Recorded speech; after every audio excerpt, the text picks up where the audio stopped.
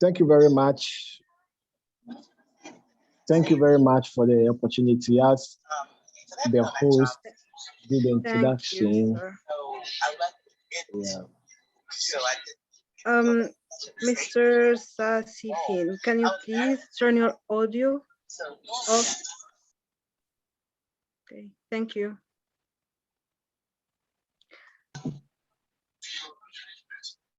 So are we ready to go? Yes. Okay. So thank you very much, everyone. Humble greetings from Ghana and from my colleagues. Sorry, maybe you may see me in the scrap shed because I was called on duty this morning for one or two discussions. So unfortunately, I'm not officially, but I'm still working for God and country. Before we start, let me know the participants, what are your expectations in this presentation? Just tell me some few expectations that you're expecting from this presentation before we kickstart. Anybody here to just anything? I mean, an expectation. Can I say maybe a few words?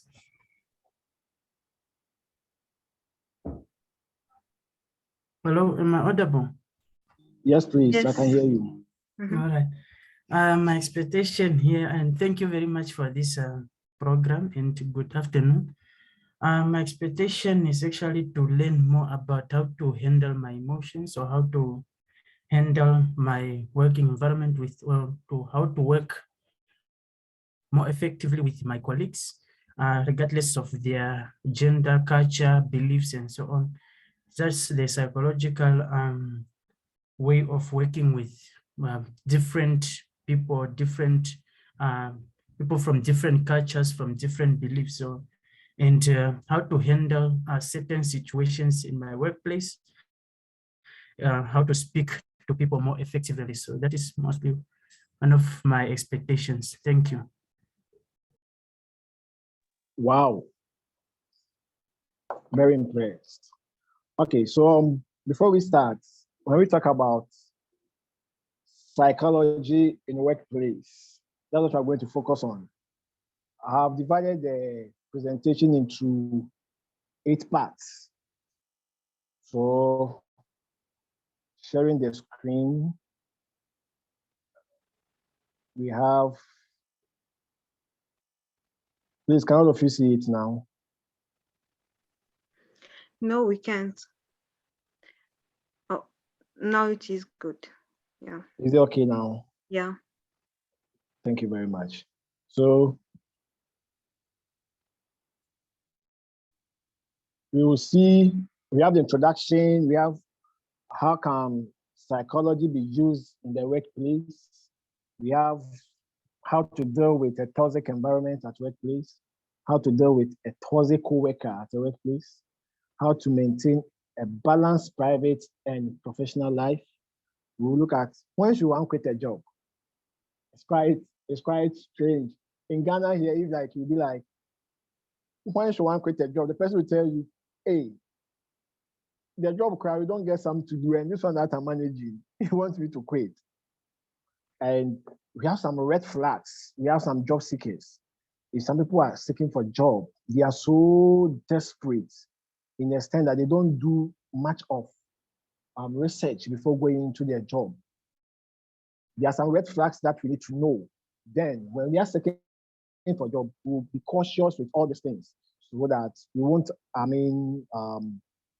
conflict ourselves. Then at the end, we'll have the Q&A. That is the questions and answers time so that we can interrupt. So I demand your full cooperation. It's going to be although it's a presentation, but it's going to be an interactive as well. So starting, we have psychology in the workplace. Looking at the picture there deals with multiple people with a whole lot of tasks for them to accomplish. Now, when we talk about psychology in workplace, most of the times in a company, we refer to them as IO psychologists, which means industrial and organizational psychologists, which they are concerned with the understanding and explaining and ultimately improving the attitudes, behavior of individuals, groups, and organization by applying knowledge to the problems at work. So the industrial and organizational psychologists, they make sure the welfare of organization, both the employees and then the employers' welfare, are being addressed to, and also advise both employees and employers on how they can work on their stress management.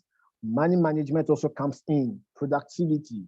So the industrial and organizational psychologist has a very big task.